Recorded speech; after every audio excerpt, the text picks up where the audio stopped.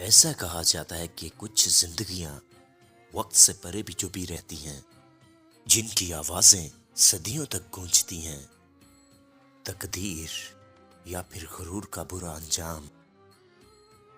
صدیوں پہلے کی بات ہے، دور کسی زمین پر ایک سلطنت ایجاد ہوئی۔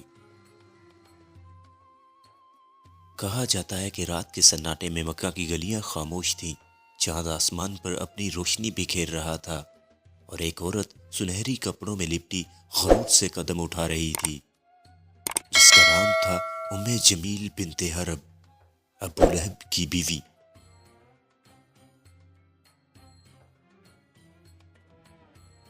ابو لہب کی بیوی قریش کے بڑے سردار کی بیوی، مال و دولت، شہرت، عزت، سب کچھ تھا اس کے پاس، مگر ایک چیز نہیں تھی، ایمان۔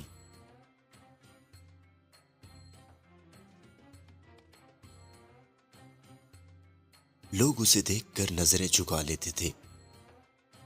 جمیل کے چلنے سے گلیوں میں سونا بکھیرتا لگتا تھا،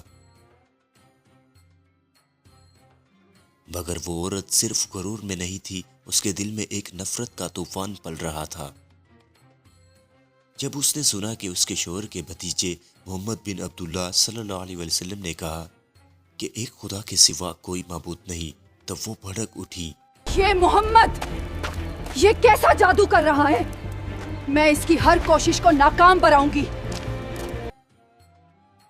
اس نے غصے سے کہا، یہ کیسے ممکن ہے؟ محمد نے ہمارے بتوں کی توہین کی ہے۔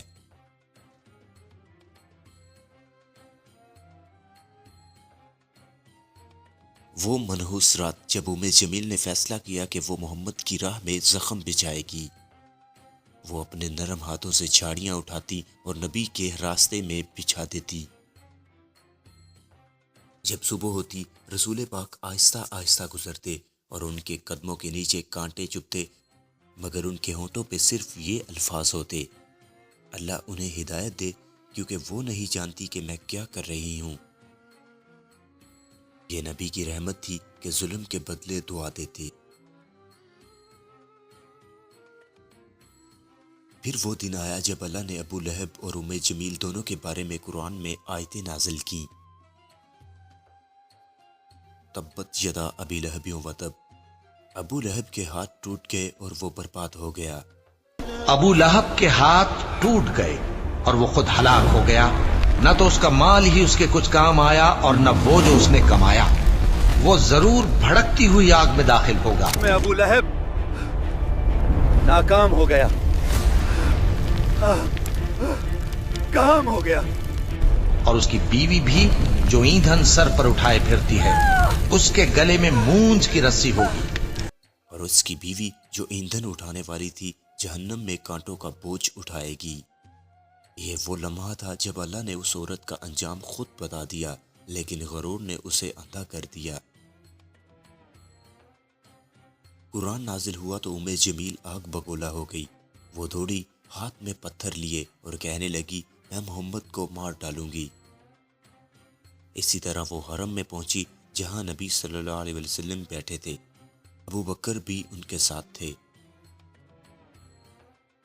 اس پر ابو بکر گھبرا کر بولے، یا رسول اللہ، وہ آپ کی طرف آ رہی ہیں۔ لیکن اللہ کی قدرت دیکھیے، وہ جمیل نبی کے بالکل سامنے سے گزری، مگر اس کی آنکھوں نے انہیں دیکھا ہی نہیں۔ اللہ نے نبی کے چہرے پر پردہ ڈال دیا۔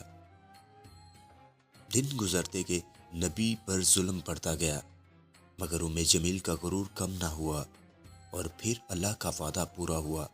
ابو لہب بیماری میں مر گیا، لوگ اس کی لاش کے قریب جانے سے بھی ڈرتے تھے، اور جمیل جس کے ہاتھوں میں زیور اور غرور تھا، اب خالی ہاتھ تھی، اکیلی، بیمار، بھولی ہوئی۔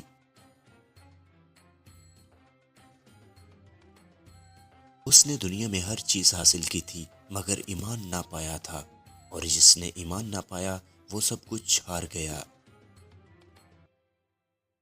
جمیل کا قصہ ختم ہو گیا، مگر اس کی کہانی آج بھی زندہ ہے۔ یہ ہمیں سکھاتی ہے کہ غرور انسان کو اندھا کر دیتا ہے اور حسد انسان کو تباہ۔ محمد صلی اللہ علیہ وسلم نے جنہیں بد دعا نہیں دی، اللہ نے ان کے لیے عذاب لکھ دیا۔ یہ ہے اس عورت کی کہانی جو اپنی طاقت پر گھمنڈ کرتی رہی، مگر جسے وقت نے مٹی میں ملا دیا۔ اور یاد رکھو جب کوئی نبی رحمت کو ستاتا ہے تو زمین اور آسمان دونوں اس کے دشمن بن جاتے ہیں۔ اسی طرح کہا جاتا ہے غرور کے محل ریت کی دیواروں جیسے ہیں، ایمان کی ہوا چلے تو وہ خود ہی گر جاتے ہیں۔ سورۃ المسد کا پیغام یہی ہے کہ جو حق کے مقابلے میں کھڑا ہوگا اس کا انجام ہمیشہ عبرت بن کر رہے گا۔